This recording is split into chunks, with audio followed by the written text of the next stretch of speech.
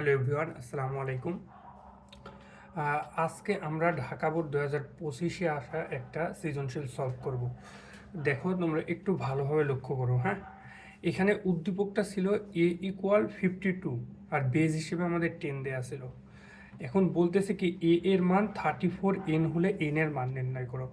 অর্থাৎ সহজ কথা, দেখো দেওয়া আছে হচ্ছে a=52 10, অর্থাৎ দশমিক সংখ্যা। হ্যাঁ, এখন এর মান দেখো, এর মান যদি 34 হয়, এর মান যদি 34 হয়, তাহলে এন এর মান কত? তাহলে কত? এন এর মান কত? অর্থাৎ তোমাকে এখানে বুঝতে হবে, দেখো এটা কি সংখ্যা? দশমিক সংখ্যা। দেখো ভালোভাবে লক্ষ্য করো, এটা কি সংখ্যা? দশমিক সংখ্যা। অর্থাৎ দশমিক সংখ্যা থেকে কোন সংখ্যা পদ্ধতিতে রূপান্তর করলে 34 পাওয়া যায়? ভালোভাবে বুঝিও, দশমিক সংখ্যা থেকে কোন সংখ্যা পদ্ধতিতে রূপান্তর করলে 34 পাওয়া যায়। এখন দশমিক সংখ্যা পদ্ধতি থেকে যদি অক্টালে রূপান্তর করি, তাহলে এন এর মান 8। আবার যদি আমরা দশমিক থেকে হেক্সাডেসিমেলে রূপান্তর করে 34 পাই, তাহলে এন এর মান 16। আবার যদি আমরা দশমিক থেকে ধরো কাল্পনিক 6 ভিত্তিকে রূপান্তর করলাম, তাহলে এন এর মান কত হবে? 6। তো এখন আমরা এটা করে দেখব। হ্যাঁ, তোমরা মনে রাখবা, বেজের মান নির্ণয়ের ক্ষেত্রে বেজের মান নির্ণয় যখনই তোমাদেরকে করতে বলবে, তখনই তোমরা কি করবা? বেজের মান নির্ণয়ের ক্ষেত্রে মনে রাখবা, দুই পাশের সংখ্যাটাকে দশমিকে রূপান্তর করবা। দেখো এই পাশেরটা তো দশমিক আছেই, তাহলে আমরা এটা করি দশমিক। তাহলে এটা কি? এন এর মান। তাহলে অন্য যে কোনো সংখ্যা পদ্ধতি থেকে দশমিক।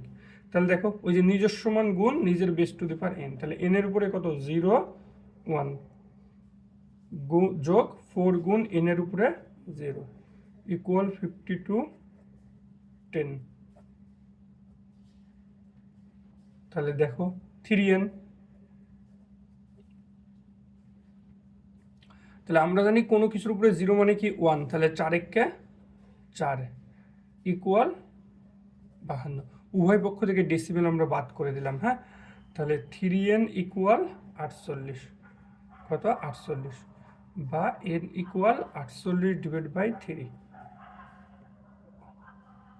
অতএব n ইকুয়াল কত বলো? 16। অর্থাৎ n এর মান কত? 16। মানে সহজ কথা, ভালোভাবে বোঝো। তুমি এই সংখ্যাটাকে 52 দশমিক সংখ্যাটাকে হেক্সাডেসিমেলে রূপান্তর করলে কত পাবা? 34 পাবা। তার মানে n এর মান হচ্ছে 16। এখানে অ্যান্সার শেষ। বা তুমি এবার পরবর্তীতে অঙ্কটা দেখো, আমরা কীভাবেও করতে পারি। তাহলে 52কে কত দ্বারা ভাগ করবো বলো? 16 দ্বারা। 3 16 কত? 48, ভাগশেষ থাকে 3। এই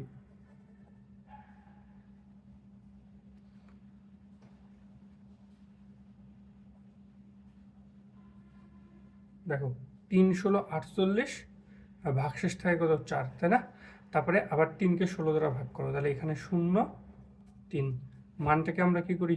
নিচ থেকে উপরের দিকে সাজাই, তাহলে এমএসডি এলএসডি। অতএব 52 10 ইকুয়াল 34 16। অতএব এন এর মান কত? 16। এখন তোমাদেরকে আমি একটা এইচডাব্লিউ দিয়ে দিতেছি, তোমরা এটার এইচডাব্লিউ করে কমেন্টে অ্যান্সার করো যে কী করবা। দেখো এইচডাব্লিউটা হচ্ছে 66। দেখো 66 অক্টাল, ঠিক আছে, ইকুয়াল 36n। অর্থাৎ দেখো এটা কি আছে? অক্টাল। এই অক্টাল থেকে কোন সংখ্যা পদ্ধতিতে রূপান্তর করলে 36 পাওয়া যায়, সেটাই হবে n এর মান। তাই আমি কি বলছি, এই বেজের মান নির্ণয় করতে হলে তুমি দুই পাশের সংখ্যাটাকেই ডেসিমেল করবা। তাহলে এই যে এটা আছে অক্টাল, এই অক্টালকে ডেসিমেল করো, এটাকেও ডেসিমেল করো, তারপরে করো, দেখবা যে n এর মান বের হয়ে যাবে। ঠিক আছে? আর তোমরা যারা এইচএসসি 27 ব্যাচ আসো, তারা একটু লক্ষ্য করো, তোমাদের 27 ব্যাচ কিন্তু আমি অলরেডি শুরু করে দিছি। হ্যাঁ, 27 ব্যাচে অলরেডি শুরু হয়ে গেছে। তাই তোমরা যারা একদম নতুন থেকে শুরু করতে চাও, ছেলে মেয়েদের জন্য আলাদা ব্যাচ, তোমরা আমার এই যে এই নাম্বারে কন্ট্যাক্ট করো। লোকেশন হচ্ছে খিলক্ষেত কারিগরি কলেজের 3য় তলায়, বটতলায়। হ্যাঁ, আর নিকুঞ্জতেও আমার ব্রাঞ্চ আছে। তোমরা নিকুঞ্জ যদি পড়তে চাও, ফ্রেন্ডরা মিলে কন্ট্যাক্ট করো, আমি তোমাদের সময় বলে দেবো। ঠিক আছে?